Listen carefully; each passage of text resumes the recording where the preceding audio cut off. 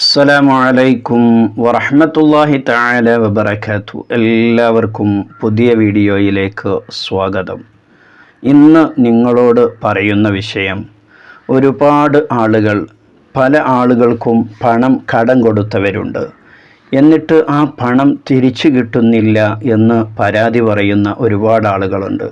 കടം വാങ്ങിയവനോട് തിരിച്ചു ചോദിക്കുന്ന സമയത്ത് നാളെ തരാം, മറ്റന്നാളെ തരാം, ഒരു മാസം കഴിഞ്ഞ് തരാം എന്നൊക്കെ പറഞ്ഞുകൊണ്ട് അവധി നീട്ടി കൊണ്ടുപോവുകയും പണം തിരിച്ചു തരാതിരിക്കുകയും ചെയ്യുന്ന ഒരവസ്ഥയുണ്ട്. ഇതിൽ നിന്ന് ഒരു മോചനം ലഭിക്കണം, പണം തിരിച്ചു കിട്ടണം. എന്താണ് അതിനൊരു മാർഗമെന്ന് പലരും ചോദിക്കാറുണ്ട്.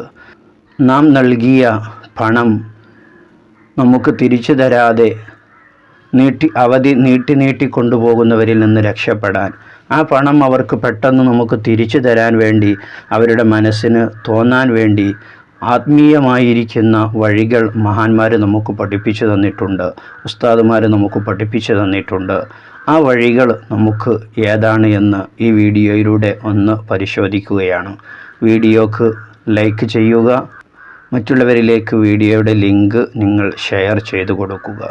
വിശുദ്ധ ഖുർആൻ കൊണ്ട് തന്നെ നമുക്ക് ഒരുപാട് കാര്യങ്ങൾ നേടിയെടുക്കാൻ കഴിയും. നാം ചെയ്യേണ്ടത്, വിശുദ്ധ ഖുർആനിലെ 2 ആയത്തുകൾ ഓതി, ആ ഓതിയ ശേഷം അള്ളാഹുവിനോട് ദുആ ചെയ്യുക.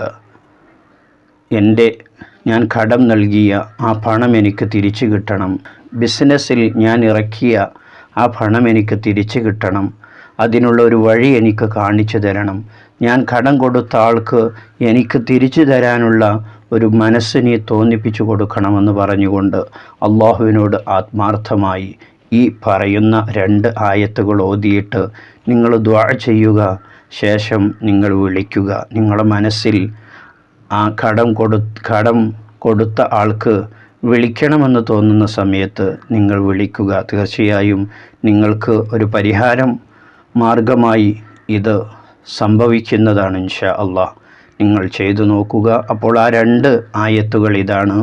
ഒന്നാമത്തത് സൂറത്തുൽ ഫതഹിലെ 29-ാമത്തെ ആയത്ത്, മുഹമ്മദുൻ റസൂലുള്ളാഹ് എന്ന് തുടങ്ങുന്ന ആയത്ത് അതിൻ്റെ അവസാനം വരെയും. രണ്ടാമത്തത് സൂറത്തുൽ ഖസസിലെ 85-ാമത്തെ ആയത്ത്, ഇന്നല്ലദീ ഫറള അലൈക്കൽ ഖുർആൻ എന്ന് തുടങ്ങുന്ന ആയത്ത് അതിൻ്റെ അവസാനം വരെയും.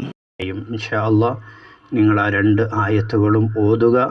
ഓതിയതിന് ശേഷം നിങ്ങൾ അള്ളാഹുവിനോട് ദുആ ചെയ്യുക. എന്നിട്ട് നിങ്ങൾക്ക് കടം തരാനുള്ള വ്യക്തിയെ നിങ്ങൾ വിളിക്കുക. ഇൻഷാ അല്ലാഹ് അല്ലാഹു തആല അതിനൊരു മാർഗം കാണിച്ചു തരും. ഒരുപാട് ആളുകൾ പല സമയങ്ങളിലായി നമ്മോട് ദുആ കൊണ്ട് ഏൽപ്പിച്ചവരുണ്ട്. എല്ലാവരുടെയും എല്ലാ ഖൈറായ ഉദ്ദേശങ്ങളും അല്ലാഹു തആല സാധിപ്പിച്ചു കൊടുക്കുമാറാകട്ടെ. മറ്റൊരു വിഷയവുമായി മറ്റൊരു വീഡിയോയിൽ വീണ്ടും കാണാം. സ്നേഹത്തോടെ അസ്സലാമു അലൈക്കും വറഹ്മത്തുള്ളാഹി.